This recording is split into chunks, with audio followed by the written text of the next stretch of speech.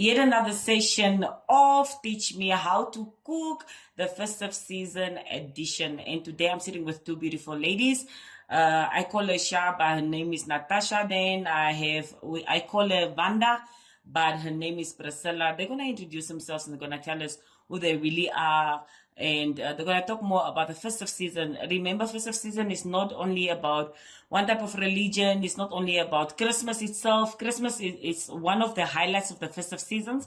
But festive season is all about family, cultures, traditions, and how people get together. And, compared to how things are now, we just want to remember how festive season used to be back then compared to how festive season is now and the things that we do. How are you girls? Thank you for having us in this session. I'm very well. Hi. Vanda? It's a pleasure to be here. I'm good. And we're going to start with you, Sha. Can you please introduce yourself? Where you from, your culture, your village, your reservat?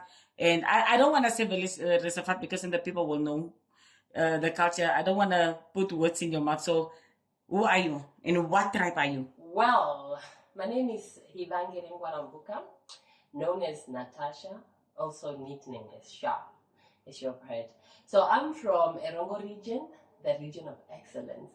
And I come from Omashete, although that's where my home ground is, where I'm coming from.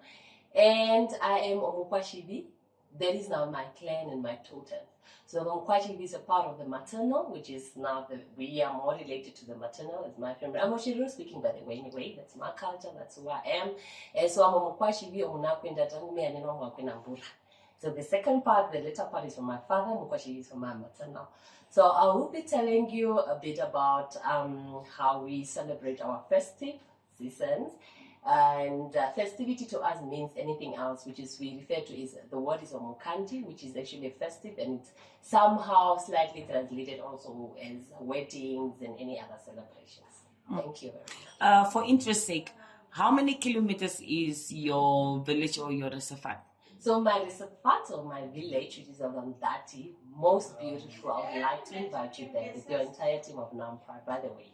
So that village is 70 kilometers away from Amaruru and Amaruru East. Those constituency. Okay. Ms. Vanda, Priscilla, may you kindly introduce yourself? This is Vanda Priscilla Kambotfi. I'm from Oshinene, the famous plains of Oshinene. I think most people want to be from Oshinene, including Natasha here. It's a famous village. Oshinene is on the east side of the country. We take the airport roads, the limited road. Most villages they take the Oshiwarongo road, but there's only a few of us that goes to the east side of the country. Oshinene is how many kilos from? Maybe 300 to 390 kilos from Bendu. It's a very huge, big area, so many population.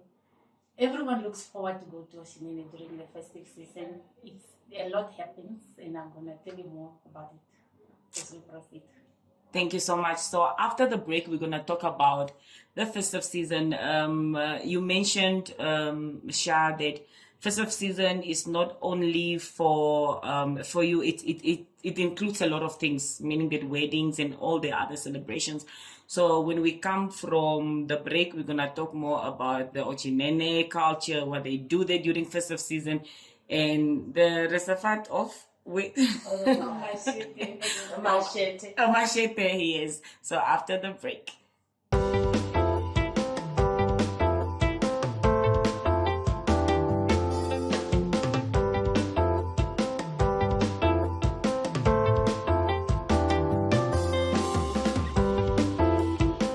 And we are back. I'm still sitting with the two beautiful ladies, and they're just introducing themselves and giving us a background of where they are from, how many kilometers, because we don't know, we might want to go visit there or pay them a visit. And if you're here, you have to go to Oshinene, and if you have to go to Machete or Machete, you should know what is waiting for you, what is expected of you, and all that. So, which brings us to the next question about the festive season. Sha, I hope it's okay if I'm gonna be calling you on the short names that I know, because those other names. Sha, growing up when it when it comes to festive season, compared to how things are right now, what do you remember? What is the difference between how festive seasons used to be back then and how festive seasons are now? And the things that stood out for you, the things that you learned as a child, and what has changed so far? Okay, so much has changed. So these days, everything has changed, starting from the climate change. Because back in time, going back to the village, it was so beautiful. It resonates so much when you're looking at, some of us are coming from landscape where we have rocky mountains, yes, and valleys and stuff. So it would be evergreen, like the raining this time around, raining, pouring. So that alone in itself would want us to go back, because us coming from the culture of what is this? Doing with cattle headings and stuff. So we'd love to go back and knowing we're going to milk, we're going to be around the fields dealing with cattle heading and stuff. So that in itself, like the environment, the natural environment has changed so much. Now it's drought. Now there's too much, drought in the area. We are not dealing with our traditional food, our traditional culture of doing what we used to do. That to start off. I'll come back. Yeah, as Natasha is saying, so much has changed. I remember we used to look forward to Christmas, to the festive season, especially the food. The food used to be really nice. And during December, throughout, once we are at the village, it's just normal household chores, then milking cows and working in the field. But the 25th was a big day. You wear new clothes. Everything is new from head to toe. Everything. All along, we used to wear this omushira. You just wear this traditional. Then you hardly even put on t-shirts and shoes. You just put on the omushira the whole. But on the 25th, you dress up. Then we used to go to what we call Mambo Community. Then you go this storytelling about Jesus and the birth of Jesus. And you sit under the tree, you tell then your name is called, and then you must say it so confidently and loud, and people cheer on you and stuff. It was beautiful. Then I also remember where people cook nice food, and the aunties will be, you prepare whatever you did at your house, then you send it, your mom will send to take your plate to the auntie next door, then the auntie will also bring in their food. It was full of love and sharing, and it was important. It was an important occasion that brings people together. But nowadays, I think since people hardly afford food that time, even like rice and salad, it was just only during the short 2 days of Christmas that you eat nice food. But nowadays, people eat that almost every day. Once, even like, for example, my kids, once they are at the village, that is something, it's not something they look forward to, because they eat it every day. So just to conclude, I would say we need to keep the culture, we need to keep the togetherness. The kids nowadays don't look forward to the festive season, because to them is nothing special about it. But on our days, it was a very special occasion. Yeah, I would just like to add on that. You see, the Yoro culture is such a unity culture. It's growing back, even our homesteads will be built together. You'll find one koro in the middle, and then the rest of the homesteads are around the koro.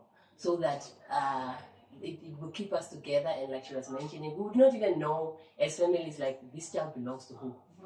That is how we used to. So even the sharing of the food, the preparation is like a big cow will be slaughtered, and then the entire village will just come and eat together, exciting. Then we prepare this drama for the birth of Christ. Then we go under the tree. Our churches used to be under a tree. And then we'll be now playing this drama, and then even bring the gifts. The food will be actually brought there. Our main food will then be bread, the traditional bread. Everything that comes from the cow we consume, everything. That is how we came about the idea of the smiley, because we eat until the hopes and the ears.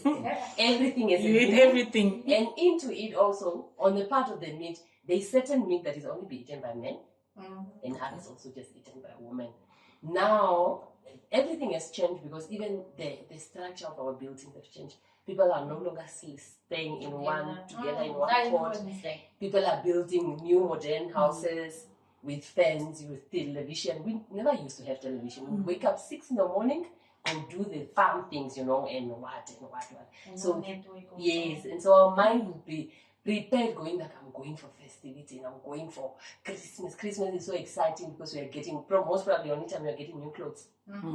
Other than your school uniform. And then coming back from then to go to school, you can actually put out the school uniform and then you wear the omushira, which was when you wear that one, it's Pride. like the Herero traditional attire. You even feel good. Yes, you feel good. That one is made from skin or animal skins, and it's well done and it's long, and then you are looking so beautiful. You even apply shive so that you don't burn.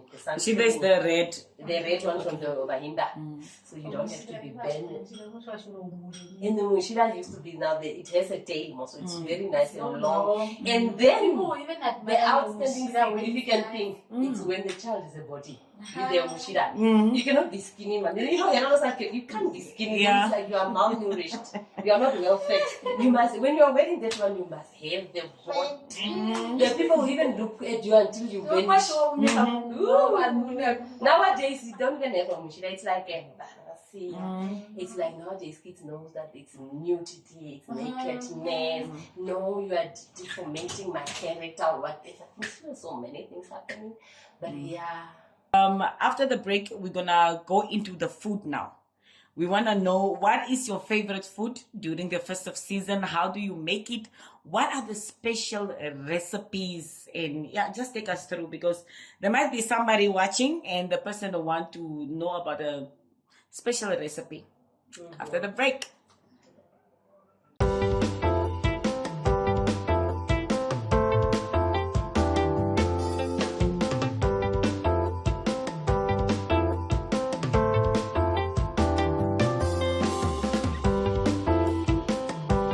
And we are back.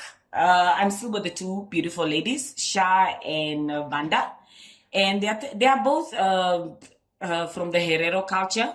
And they are telling us about the different clans. They were telling us about the different clans, where they are from, When you are, if you know anything about the Hereros, it has to do with the reservat, it has to do with the farms, it has to do with slaughtering cows, it has to do with livestock.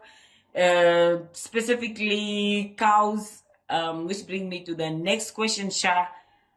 During festive season, we are talking about the food now and the recipes. During festive seasons, what are the food that you prepare? Take us through your morning when you wake up. First, let's start there. When you wake up on the festive season, when you are at a farm, let's say on the 25th, the Christmas morning, take us through your morning. What do you prepare?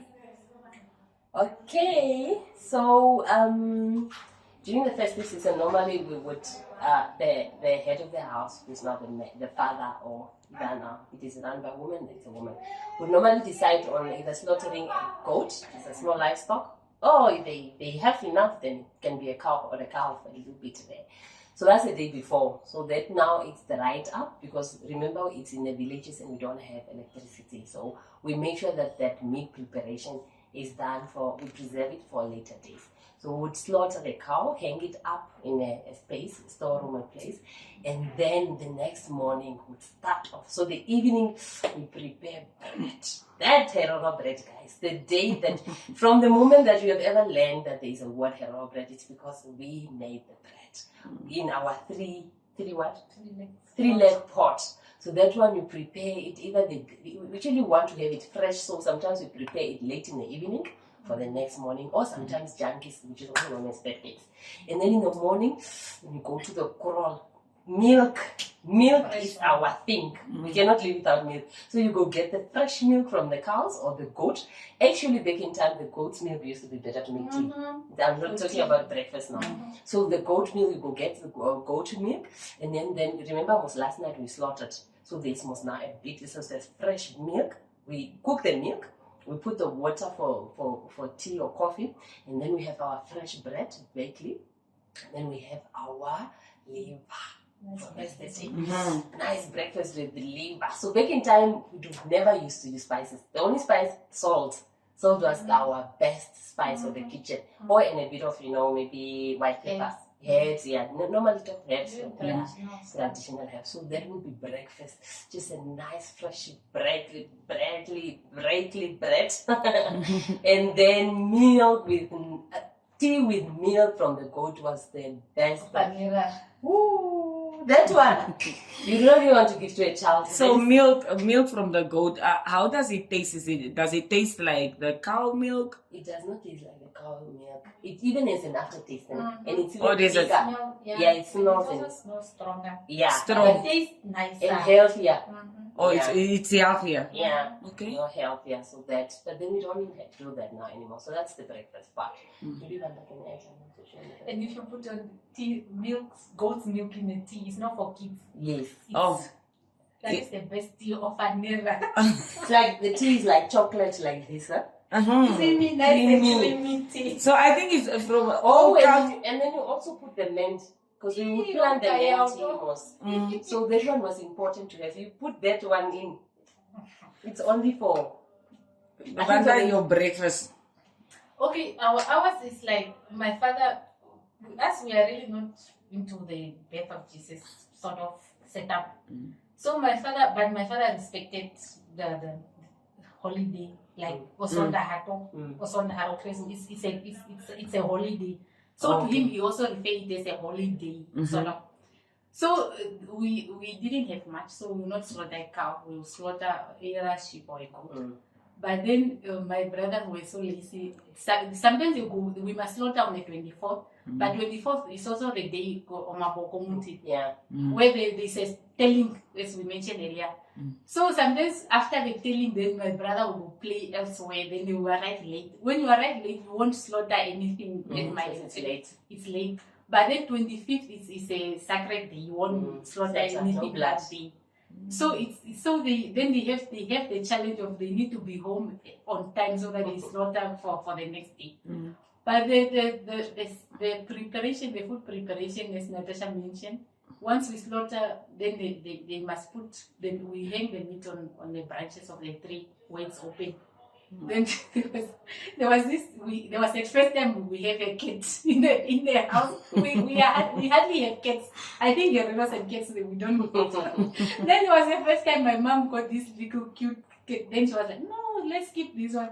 Then as we are used to hanging the meat on top on the branches so high, my brother must climb up there and put for the next day.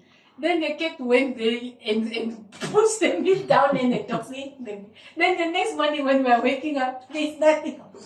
Okay. The whole meat is gone. The whole meat was gone. Then my father was saying, is this cat? Then my mother was saying, no, the cat doesn't eat so much. There's no way the cat is eating. Just for us to realize the cat went up and it made the meat to fall down. But once the meat fell down, the dogs ate the meat.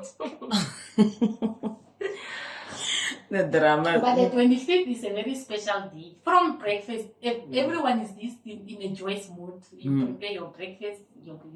My mom will bake the bread the previous evening late when the sun is about to set up. The next morning you have this nice creamy tea with your bread and fresh liver from last evening when you slaughtered.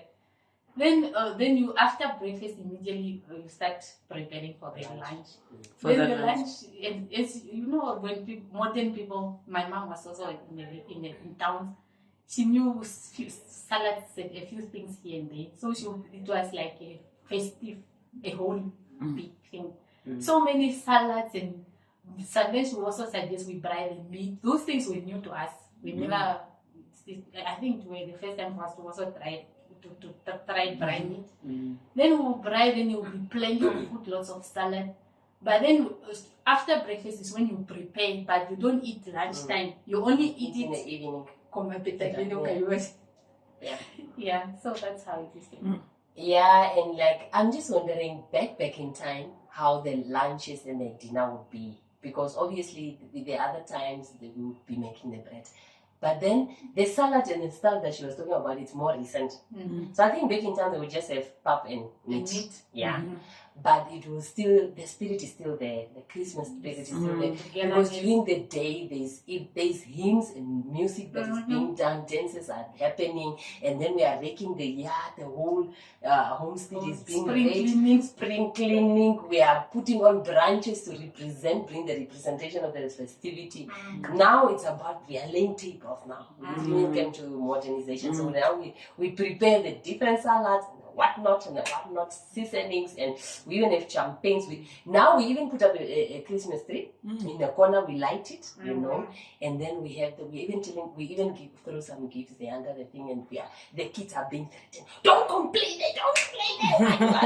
so it's a special place there. You make a white table. Yes, we make the white table, we lay, and then we do prayers also. We'll be praying from the evening, and then we eat, and then that's it. So things have been modernized. Now it's been modernized a bit. Very much. So after It's modernized a lot. Yes. Oh, modernized a lot. Totally a So lot. you guys cannot actually really recognize how there's like day and night, the difference between how people used to cook back then and compared to now. I mean, little things like the cat stealing the meat or doing what the cat was doing during a festive season.